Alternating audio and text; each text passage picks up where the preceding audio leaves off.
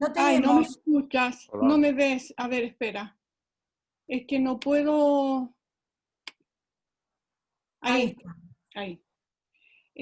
Yo quería hacer una consulta, Heikki, en relación de cuál fue la influencia que tuvo la Iglesia en la denominada prisión por deuda. Prisión por deuda. Por deuda. Bueno, es realmente no sé, no sé. Y yo no veo una conexión, pero puede ser que realmente no estoy experto en el tema, no podría decir.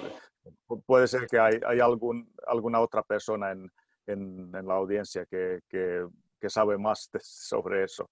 Y yo no podría, no sé, realmente no puedo contestar. Ya, muchas gracias, no Lo hay siento. problema, no hay problema, gracias. A ver, ¿hay alguna otra pregunta?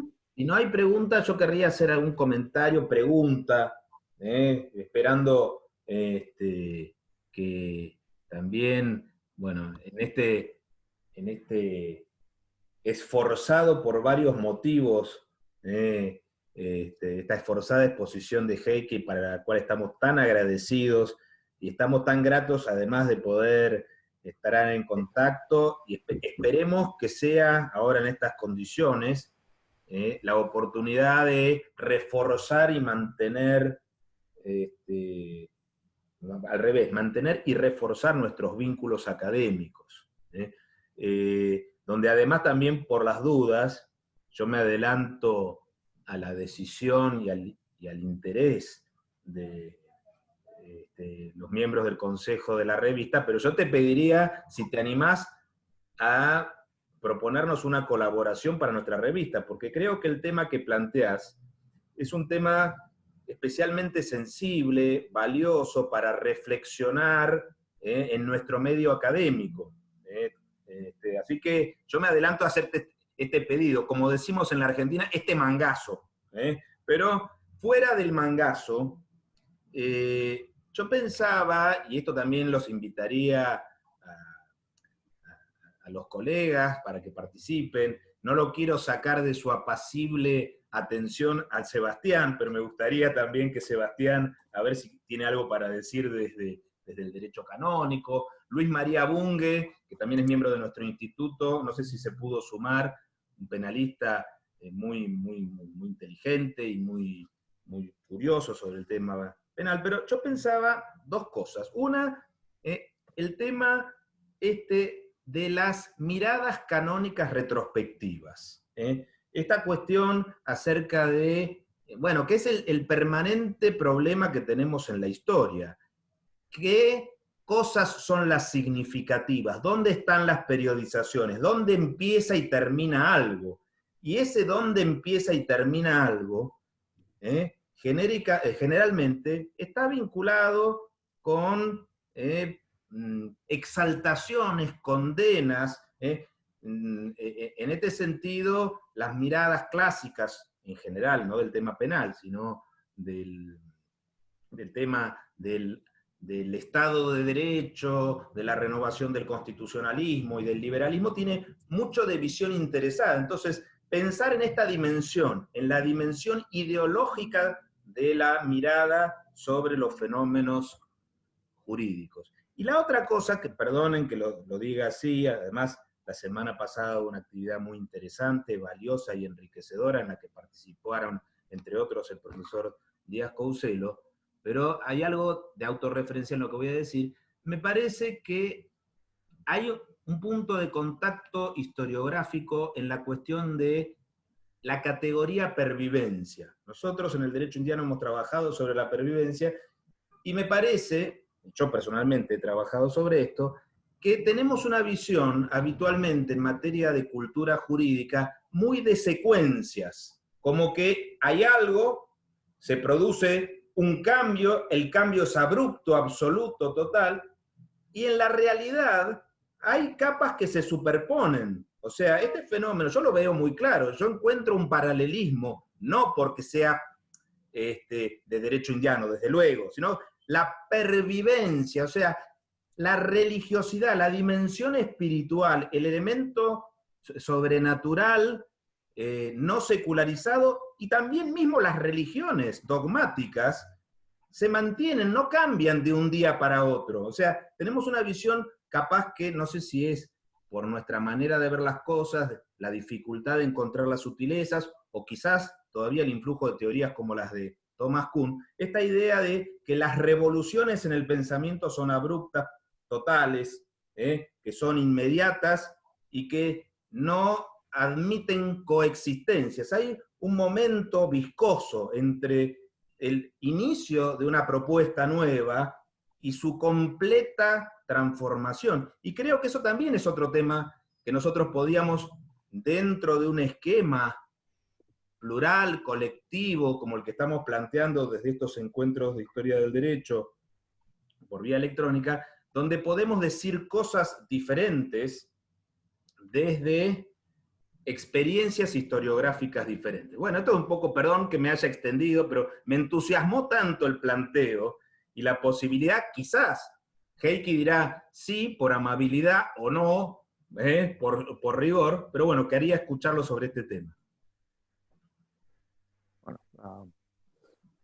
no sé, gracias Ezequiel, no sé si estoy pensando en la misma cosa que tú, pero la manera que, bueno, es cierto que es siempre difícil decir dónde empiezan las cosas, es una manera, hay que decidirlo nomás, y es siempre falso, depende del punto de vista, es falso y es correcto dependiendo del punto de vista, claro. Pero bueno, lo que sí se puede decir es que el derecho moderno consiste de estratos históricos, ¿no? Que vienen de diferentes épocas, y es justamente por eso que tenemos que, por lo menos, estudiar historia del derecho. Tenemos que dar clases de historia del derecho a los estudiantes de derecho, porque tienen que venir a entender el hecho de que el derecho es una cosa histórica consistiendo de estos estratos históricos, capas históricas, no sé cómo decirlo en español, pero es que una cosa viene encima de otra, ¿no?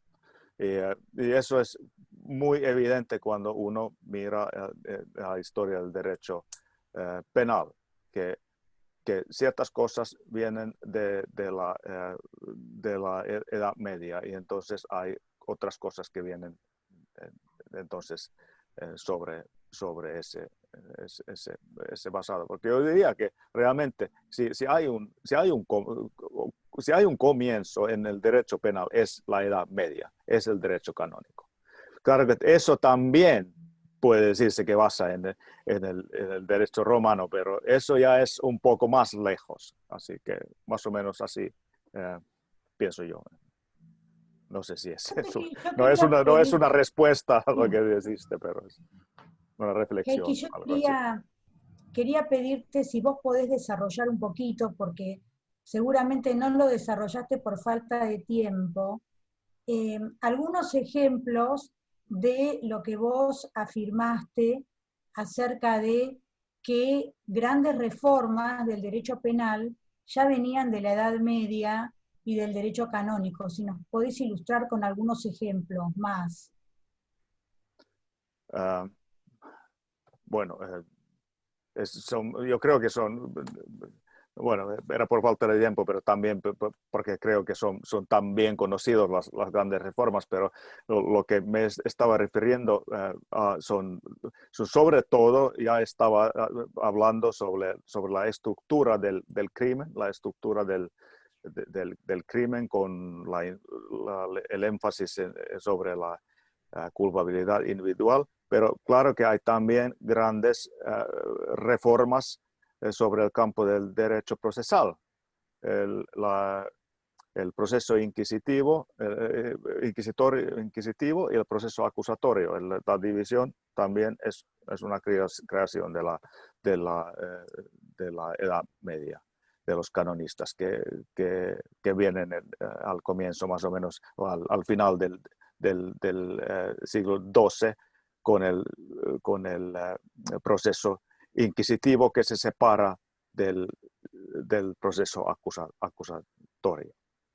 Y tienen también un proceso denunciatorio que después más o menos desaparece, pero eso es una cosa importante. Claro que también la teoría de pruebas legales, que es también una innovación de los canonistas, que después, al comienzo de más o menos edad moderna, permanece en principio, pero en práctico empieza a desaparecerse también, justamente con los trabajos forzados y ese tipo de pena extraordinaria que ahora se usa más o más todo el tiempo. Y eso entonces en el siglo XIX, la excepción, la libre evaluación de pruebas viene en la regla en todos los países. Más o menos así.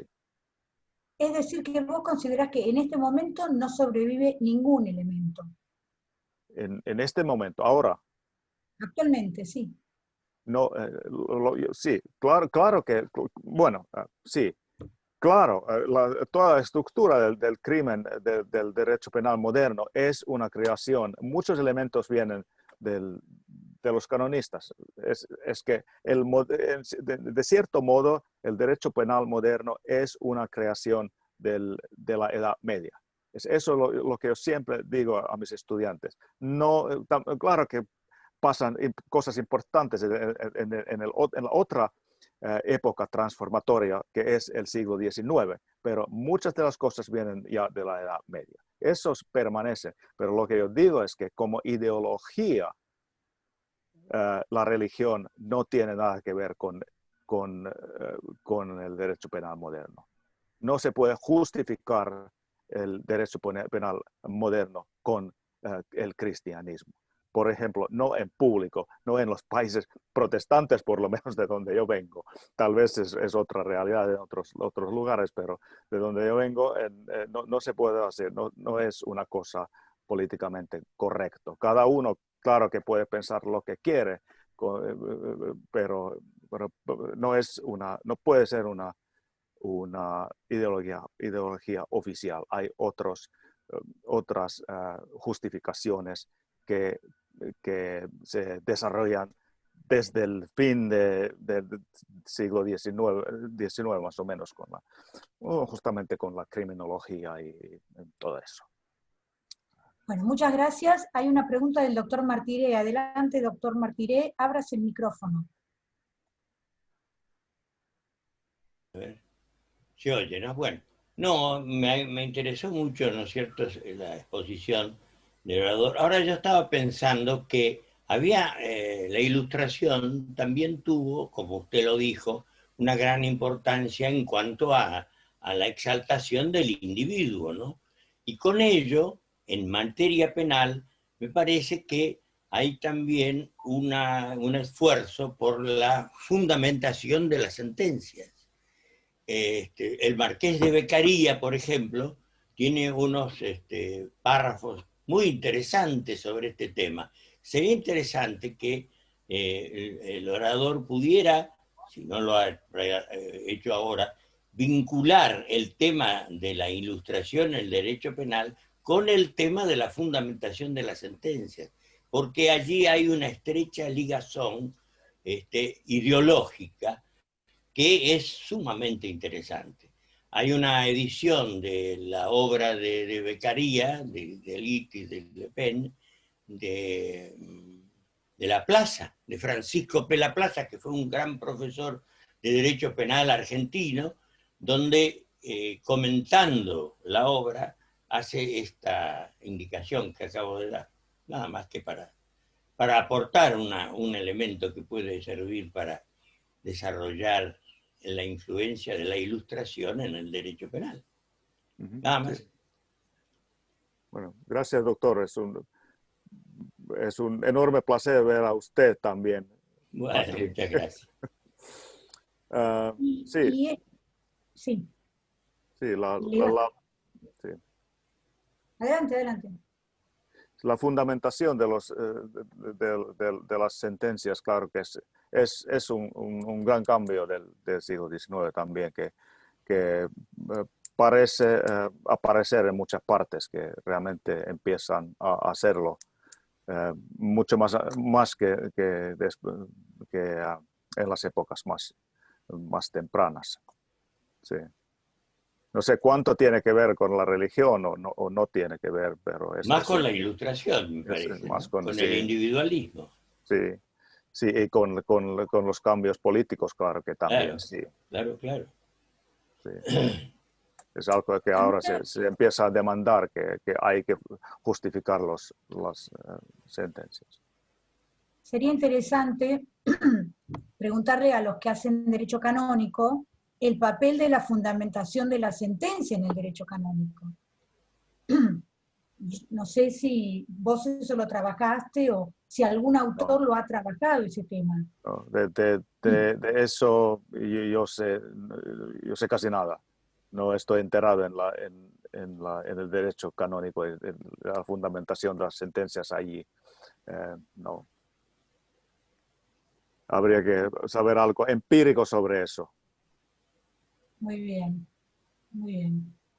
Y estos temas sobre los que expusiste hoy son parte de uno de los últimos libros que editaste, ¿no? Estos realmente no. Eso es una cosa completamente aparte, que era un proyecto sobre el cristianismo que tiene John Witte, que está produciendo un montón de libros sobre la relación del derecho, no solamente derecho penal, pero derecho en general, y las diferentes denominaciones en prácticamente todo el mundo, creo. Así que hay también un libro sobre el cristianismo y el derecho en los países nórdicos, al que también contribuí yo. Y hay un libro sobre Francia, hay otro sobre Escocia, creo que hay uno sobre España también. Así que es una serie de libros que están haciendo ellos, y John Witte sobre todo, de Emory Law School. Los libros míos que últimamente he editado, nada tiene que ver con este tema. Eso es derecho comercial realmente, con lo que me he ocupado muchísimo durante los últimos años. Y eso tipo Bueno, de cosas. muy bien. Hay una pregunta del doctor Agustín Parise, de los Países Bajos. No sé, Heikki, si lo conoces, Agustín, sí que lo conoces, ¿no? Sí, muy bien. Nosotros nos conocemos muy bien. Sí. Muchas gracias. Primero, Heikki, y toda la gente en la sala, discúlpenme que ingresé tarde a la sala, tuve problemas técnicos. Y mi pregunta, al no haber estado presente en la primera parte, quizás es un poco audaz, porque quizás Heikki ya lo trató el tema, pero a mí me gustaría saber si Heikki muy brevemente nos podría dar un pantallazo muy breve de qué pasaba en Escandinavia cuando él nos cuenta estos desarrollos que nosotros asimilamos tanto con nuestra parte del mundo, y ahí me refiero a América o a la península ibérica. Si nos podrías contar brevemente qué pasaba en Escandinavia en esos momentos de la Ilustración. Gracias, Heikki, y un fuerte abrazo. Bueno, qué bueno verte aquí también, Agustín. No nos hemos hablado desde un rato, algunas semanas por lo menos. Bueno, Escandinavia, ilustración. Bueno, se suele decir que realmente no hay mucha ilustración en los países escandinavos. No, realmente hay muy poco de eso, porque muchas de las tendencias ideológicas que toman lugar en el Europa Central vienen sí a Escandinavia también, pero en una forma más débil, no se notan tanto realmente. en general y sobre todo cuando se habla del derecho. Así que realmente no hay, hay muy poco de decir sobre eso. Pero claro que entonces hacia el fin del siglo XIX hay un derecho penal moderno que es una importación, sobre todo de Alemania.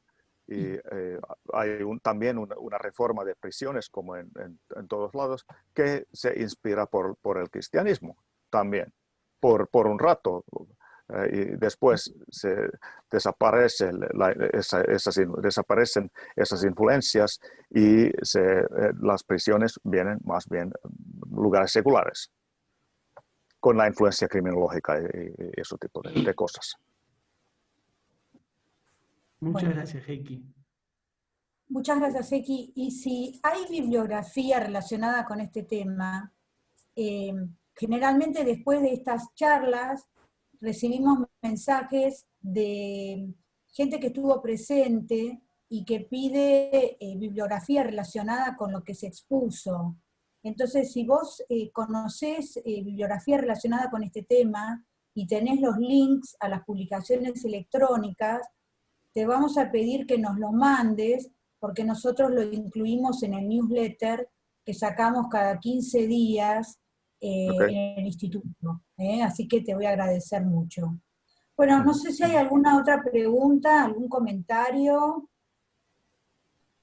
Yo quería aprovechar, antes de dar por cerrado esto, si no es que no hay alguna intervención, aprovechar un poco la curiosidad de esto que estabas diciendo fuera de tu presentación, esto en lo que has estado trabajando en los últimos años, porque también eso creo que despertó curiosidad, lo que has dicho de derecho comercial, más allá de esto, ¿en qué has estado trabajando que decías que es tu dedicación más intensa en el último tiempo?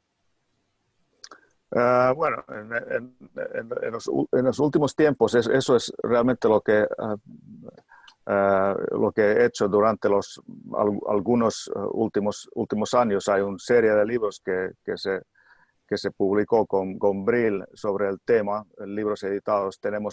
Yo creo que tenemos 4 libros ya aparecidos y ahora viene uno más, así que van a ser son 5, no 6 en total, sobre diferentes aspectos de la historia del derecho comercial sobre más o menos todo el mundo.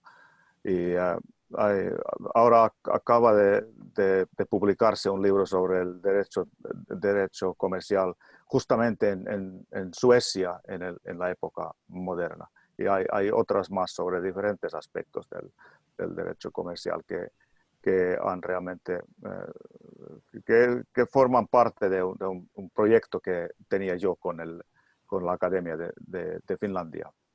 El proyecto ya se acabó, ahora estoy en otras cosas a ver qué viene de ellos.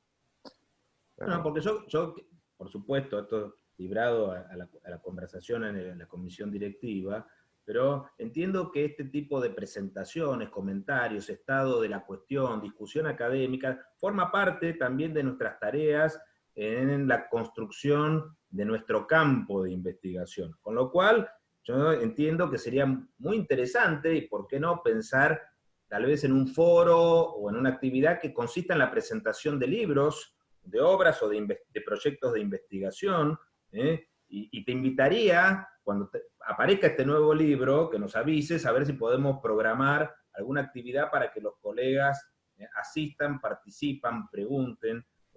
Yo además quería aprovechar acá en este momento, cada uno de los oradores que viene trae su público, y vos, Heikki, has movilizado mucha gente, que es la primera vez, la estoy viendo acá a Ángela Balone, que está siguiendo con mucha atención, y que también nos hemos puesto en contacto a partir de tu participación.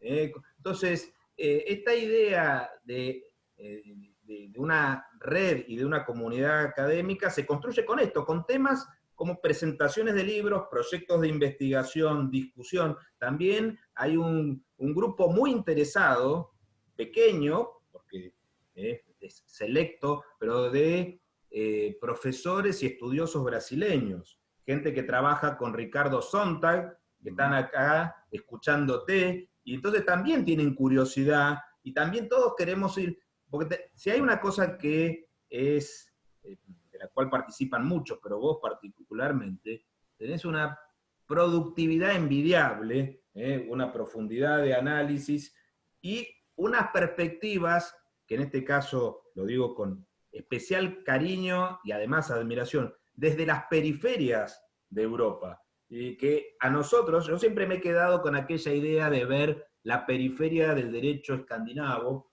como una alternativa para examinar nuestro derecho latinoamericano. Ese enorme esfuerzo que vos has hecho, y que me parece que entonces para nosotros, también los latinoamericanos, ver desde otras Europas, Europas alternativas frente a las de, digamos, las visiones francesas, alemanas o italianas.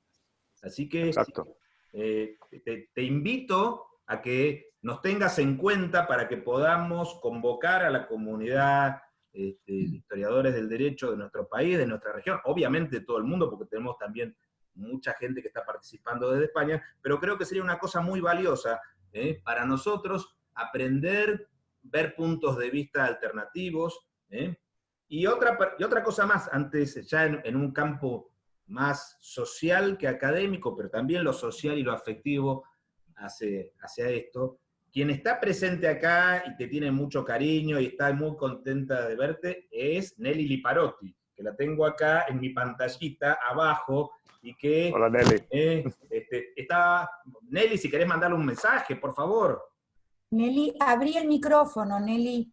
Ahí abajo. No se te oye, Nelly. Micrófono. Ahí va.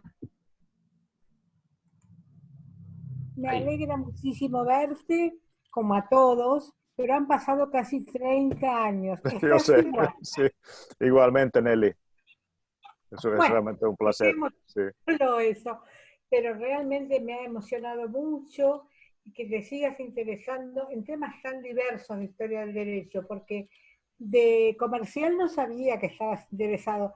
Yo tengo tus libros sobre el poder, que es muy importante, que me tuviste la gentileza de obsequiarme, y que a poco lo fui, o sea, en inglés, lo estoy dilucidando. Así que muchas gracias. Hasta muy pronto. No, gracias a ti por venir. Sí, Sí, no, pero sí, yo quería comentar un poco sobre las periferias sobre que estaba hablando Ezequiel. Yo soy de periferias, y de una periferia europea, y por eso tal vez me gustan las periferias, me interesan mucho, porque bueno, la cosa principal que estoy pensando es que, bueno, tradicionalmente la historia del derecho europeo ha siempre sido escrito desde el punto de vista alemán, francés, italiano tal vez, como si eso fuera el modelo de Europa, de cierto modo, de la Europa que es, y los otros son algunas versiones deterioradas de ese modelo, algo así. Eso, claro que no es la cosa, es una visión muy, no solamente eurocéntrico, pero centro-eurocéntrico, algo así. Y es una visión que yo quisiera combatir mucho. El Oxford Handbook of European Legal History, que también edité hace un par de años, trata por lo menos ser una expresión de este tipo de pensamiento, que hay otras versiones de Europa, del occidente, diría yo, no solamente Europa, que son diferentes, y no solamente versiones peores, pero diferentes. Bueno, gracias, Heikki. Hay una pregunta de Ana Clara Lehmann Martins. Adelante, Ana Clara, presentate, por favor, que creo que es la primera vez que te vemos por acá, por el instituto. Buenas noches. Mi nombre es Ana Clara. Yo soy doctoranda por la Universidad Federal de Minas Gerais. Mi orientador es Ricardo Sontag. Y también trabajo en el Instituto Max Planck de Historia del Derecho acá en Frankfurt, en el grupo de Benedetta Albani sobre el funcionamiento de la congregación del concilio, que es un dicasterio de la curia romana, en mi caso en el siglo XIX. Pero bien, me gustaría, muy buena exposición, gracias. Me gustaría que usted hablara un poco más sobre el rol de los códigos criminales en estados liberales con patronato regio, es decir, estados al mismo tiempo en que postularan en sus constituciones libertad de conciencia y otros valores liberales, poseían aún así una religión oficial.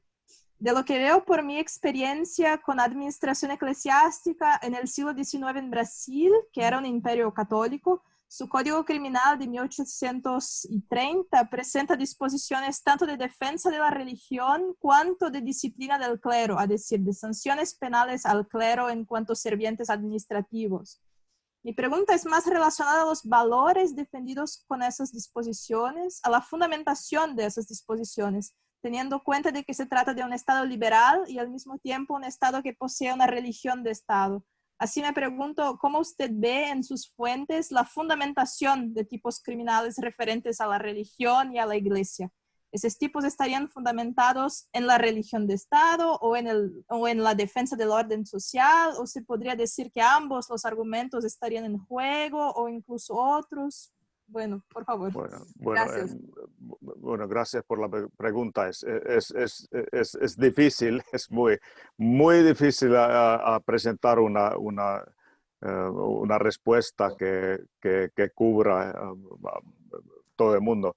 No lo puedo hacer, obviamente. No conozco todos los códigos criminales del mundo, no sé lo que realmente representan, pero claro que la dirección es obvia, es fuera de la religión, es hacia lo secular.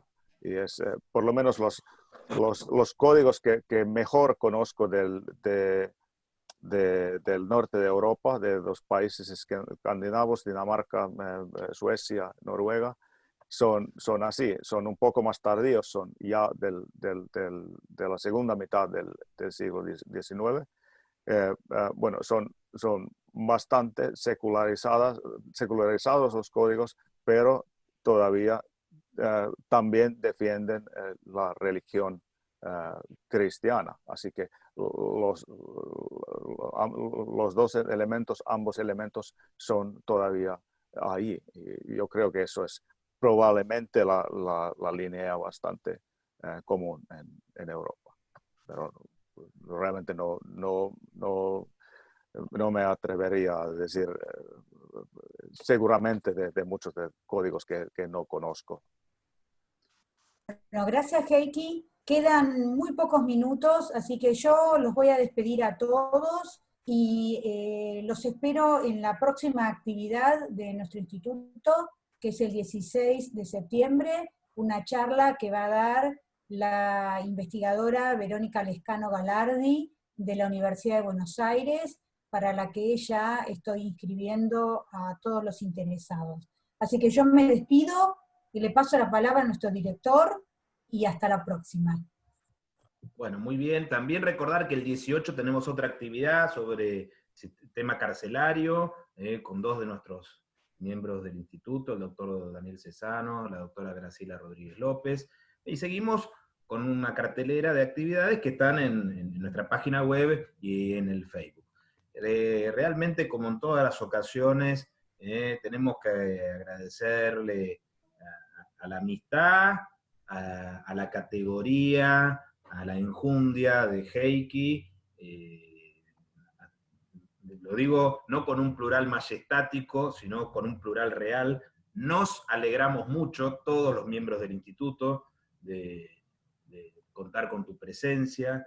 Hay mucho afecto de este lado del Atlántico, y además también aprendemos mucho, así que te queremos agradecer esto y agradecerle a todos los que han compartido este espacio y saber que seguimos en la construcción y en el fortalecimiento de nuestra red histórico-jurídica. Muchas gracias y nos estamos viendo. Seguramente. Muchas gracias a Ezequiel, muchas gracias Viviana y muchas gracias a todos por venir. Ha sido realmente un placer. Gracias, Heikki. Un abrazo. Suerte. Igualmente.